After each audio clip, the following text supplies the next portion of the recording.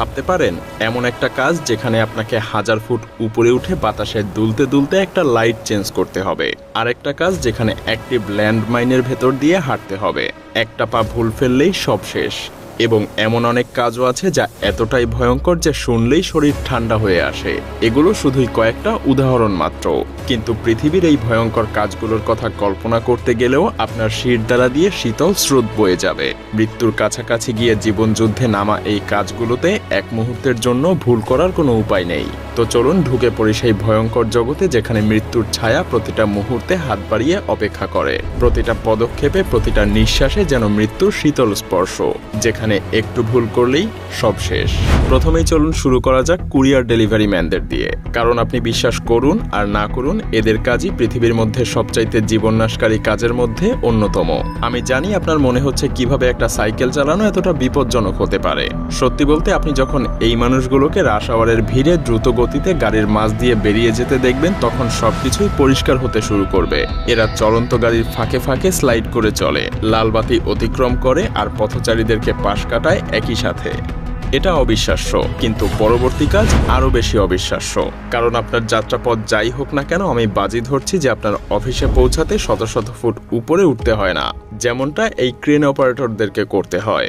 ভাবুন তো, শীর্ষে পৌঁছে গিয়ে যদি দেখেন যে আপনি চাবি ভুলে ফেলে এসেছেন, তাহলে ব্যাপারটা কেমন হবে? তার উপরে এই কাজের সাথে সবসময়ই থাকে প্রচণ্ড বাতাসের ঝুঁকি, যান্ত্রিক ত্রুটির ঝুঁকি আর পড়ে যাওয়ার ভয় তো আছেই। আর এটাকে ভুলেও বাগান মনে করবেন না। সত্যি বলতে এটা যেন এক মৃত্যুপুরী, কারণ এই জায়গায় কাজ করা গার্ডেনাররা প্রতিদিন মৃত্যুর খুবই কাছাকাছি অবস্থান করে।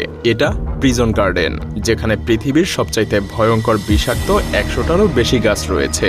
ভ্রমণ করতে এলে গেটে এই দারুণ সতর্কতা চিহ্নটা আপনাকে স্বাগত জানাবে। গার্ডেনারদের সবসময় পুরোপুরি হ্যাজমেট স্যুটে থাকতে হয়, কারণ এই গাছগুলোর কিছু গাছ এমনও আছে যেগুলো শুধু কাটলেই আপনার হৃদস্পন্দন বন্ধ হয়ে যেতে পারে। এখানে আছে ফটোটক্সিক উদ্ভিদ, যেটা আপনার ত্বকে স্থায়ী জ্বালাপোড়া তৈরি করবে এবং সেটা 7 বছর পর্যন্ত ফোস্কা রাখবে। এই গাছের বীজ যদি গুঁড়ো করে খাওয়ানো হয় তবে সেটা আপনাকে মেরে ফেলবে। পাতা, মূল এবং কাণ্ড সবই মারণঘাতী।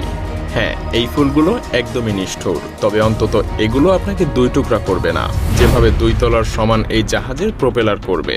আসলে এগুলো ময়লা হয়ে গেলে তা পরিষ্কার করতে পানি স্প্রে করা যায় না। কাউকে না কাউকে এই বিশাল জাহাজগুলোর নিচে ডুব দিয়ে এই সমস্ত ধারালো প্রোপেলারগুলোকে পরিষ্কার করতে হয়, যাতে জাহাজটা নির্বিঘ্নে চলতে পারে।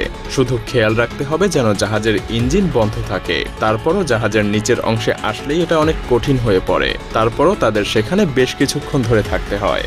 আমি খুশি যে আমি তাদের জায়গাতে নেই, তবে আমি আরও বেশি খুশি যে আমি এই বাস ড্রাইভারের জায়গায়ও নেই, কারণ তার উপরে রয়েছে পৃথিবীর সবচাইতে বিপজ্জনক বাস রুটের যাত্রীদের নিয়ে যাওয়ার মহান দায়িত্ব। কারণ এই বাসটা লিমা শহরের পাহাড়ি পিচ্ছিল সংকীর্ণ রাস্তা দিয়ে চলে গেছে, যা আন্দিজ পর্বতের অনেক উঁচুতে অবস্থিত। এই বাসের জানালার পাশে বসলে যেন স্বস্তির পরিবর্তে আপনাকে আতঙ্ক ঘিরে ধরবে, কারণ এখানকার প্রধান আকর্ষণই থাকে হঠাৎ পতন আর মৃত্যুর স্মৃতিস্তম্ভ। আর তাই বলাই যায় এই দুনিয়ায় একটু দেরিতে পৌঁছানো ভালো, পরের দুনিয়াতে তাড়াতাড়ি পৌঁছানোর চেয়ে। সমুদ্রের গভীরে বিজ্ঞানীরা চলে যান মহাসাগরের শীর্ষ শিকারী হাঙরদের নিয়ে গবেষণা করতে। এটা সত্যিই এক প্রখর স্নায়ুর পরীক্ষা, এবং এই গবেষণা পরিচালনা করতে এরা সত্যি নিজেদের জীবনকে ঝুঁকির মধ্যে ফেলে দেন। কারণ যখন একটা 18 ফুট দৈর্ঘ্যের গ্রেট হোয়াইট হাঙর এসে আপনাকে চেটেপুটে খেতে চাইবে, তখন পরিস্থিতিটা একবার অনুভব করুন। সত্যি বলতে মানুষ এর থেকেও দুঃস্বপ্নের মতো ভয়াবহ কাজ করে থাকে, তবে সেগুলো দেখার আগে চলুন নর্দমা থেকে একটু ঘুরে আসা যাক। এরা প্রস্তুত পৃথিবীর সবচাইতে বিষাক্ত স্থানগুলোতে নেমে কাজ করতে। নর্দমায় ডুবুরিদেরকে ব্লকেজ পরিষ্কার করতে নামতে হয়, আর তাই বলাই বাহুল্য সেখানে মাঝে মধ্যেই এমন ধরনের কিছু উদ্ভট জিনিসও আটকে থাকতে পারে। আসলে এদেরকে সুপারহিরো বলা যেতে পারে, যারা শহরকে পরিষ্কার রাখতে এমন ভয়াবহ কিছুও নির্বিঘ্নে করে থাকে। আসলে এমন কাজ করতে আসলেই সাহস প্রয়োজন। তবে প্রকৃতির সাথে লড়াইয়ের মধ্যে কোনো নিরাপত্তা নেই, কারণ স্টর্মচেজারদের একমাত্র প্রধান কাজ হচ্ছে চরম আবহাওয়ার মধ্যে সংগ্রাম করে যাওয়া এবং যতটা সম্ভব টর্নেডোর কেন্দ্রবিন্দুতে পৌঁছে যাওয়া। এরা বিজ্ঞানের জন্য টর্নেডোর পেছনে ছুটে যায়।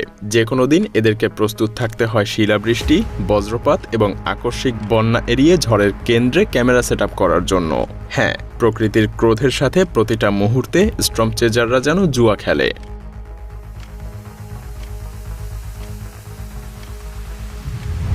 যাই হোক, আমরা এখন শীর্ষ 10-এ চলে এসেছি, যার মানে এ পর্যন্ত দেখা চাকরিগুলো আপনার মনে সামান্য ঝড় তুলতে পারে, কিন্তু সামনে যা আসতে চলেছে তা আপনার মনে সুনামির সৃষ্টি করবে।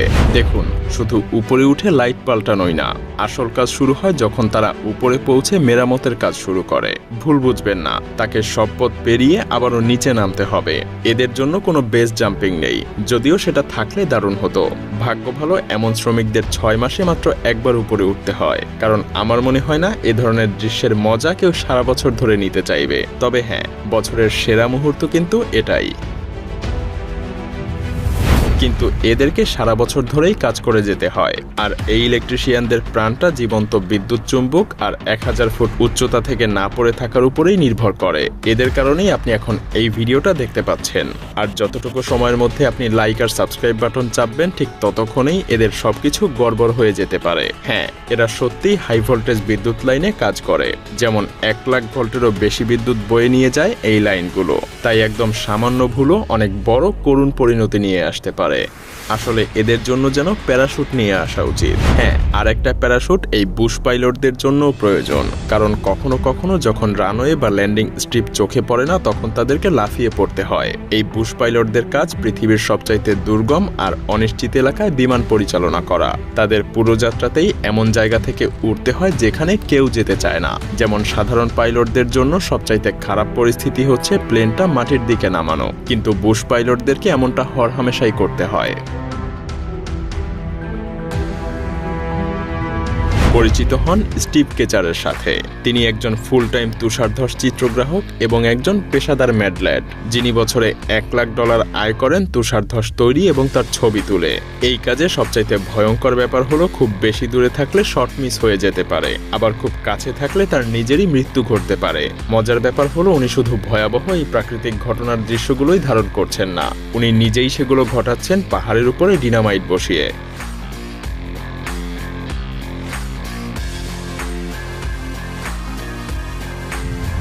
আর এই দমকল কর্মীরা সবচাইতে সাহসী, কারণ তারা শুধু আগুনই নিভায় না, তারা আকাশ থেকে সোজা আগুনের মধ্যে ঝাঁপ দেয়। তারা দূরবর্তী বনে আগুন নিভানোর দায়িত্বে থাকে, যেগুলো জঙ্গলে ছড়িয়ে যায়। তাই যখন সময় দ্রুত চলে যায়, তখন যেন সময় বাঁচানোই তাদের প্রধান মিশন। কিন্তু এবার আমাদেরকে কথা বলতে হবে এমন একটা কাজের যা এতটাই পাগলামো যে মনে হবে এটা বানানো। মূলত অ্যান্টিভেনম ওষুধের জন্য প্রয়োজনীয় মূল উপাদান হলো বিষ নিজেই। সাপের কামড়ের ক্ষতস্থান যদি চিকিৎসা ছাড়া থাকে, তবে সাপের কামড়ের চারপাশের টিস্যুগুলো মরতে শুরু করে এবং তখন আপনার প্রধান অঙ্গগুলো কাজ করা বন্ধ করে দিবে। আর এই অ্যান্টিভেনম সংগ্রহ করাই সব থেকে বিপজ্জনক। পুরো আমেরিকায় এমন মাত্র 4 জন মানুষ আছে, যাদের মধ্যে একজন হলো জিম হ্যারিসন, একজন অভিজ্ঞ এবং এমন ব্যক্তি যিনি 2 ঘন্টায় 150 সাপের বিষ সংগ্রহ করতে পারেন। আর এই দুঃসাহসিক কর্মকাণ্ডগুলোই তার হাতের এই পরিণতি করেছে। বিশ্বের নেতাদের মতো নিরাপত্তা যেন আর কারো নেই। কোনো প্রেসিডেন্টকে মারতে হলে প্রথমে আপনাদেরকে এদের পার করতে হবে, আর সেটা মোটেও সহজ কাজ না। উদাহরণস্বরূপ ভেনিজুয়েলার প্রেসিডেন্টের ভাষণের সময় এক আক্রমণে বডিগার্ডদের এই প্রতিক্রিয়া দেখুন। এরা মোটামুটি একটা মানব শিল্ড, আর কিম জং উনও এই ঝুঁকি নিতে রাজি নয়।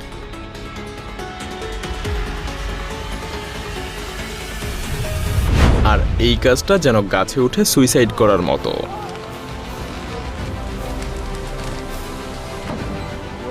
এটা আসলে একটা চরম বিপজ্জনক কাজ। ধারালো হাতিয়ার এবং গাছ থেকে পড়ে যাওয়ার ঝুঁকি প্রতি মুহূর্তে আপনাকে ঘিরে ধরবে। এই কাজ কখনোই নিরাপদে করা সম্ভব না। আর সবচাইতে পাগলাটে ব্যাপারটা হলো কখনো কখনো আপনাকে আসলে সেই ডালটাই কাটতে হবে যেটার উপরে আপনি নিজেই ঝুলে আছেন। অস্বাভাবিক এই গাছের ঝুঁকি যদি আপনাকে চিন্তায় ফেলে দেয়, তাহলে বলাই যায় সমুদ্র আপনার ঘুমই কেড়ে নিবে। হ্যাঁ, যখন সমুদ্র আর মানুষের লড়াই চলে, তখন কেবল একজনই বিজয়ী হয়। যেমন পরিসংখ্যান বলে সামুদ্রিক মৎস্যজীবীদের মৃত্যুর হার অন্য যে কোনো কাজের তুলনায় 23 গুণ বেশি। আর এই মৃত্যুর অধিকাংশই জাহাজ উল্টে যাওয়ার কারণে ঘটে। এগুলো দেখে যেন মনে হয় পৃথিবীর কোথাও নিরাপদ না, এমনকি আপনার নিজের বিছানাও না।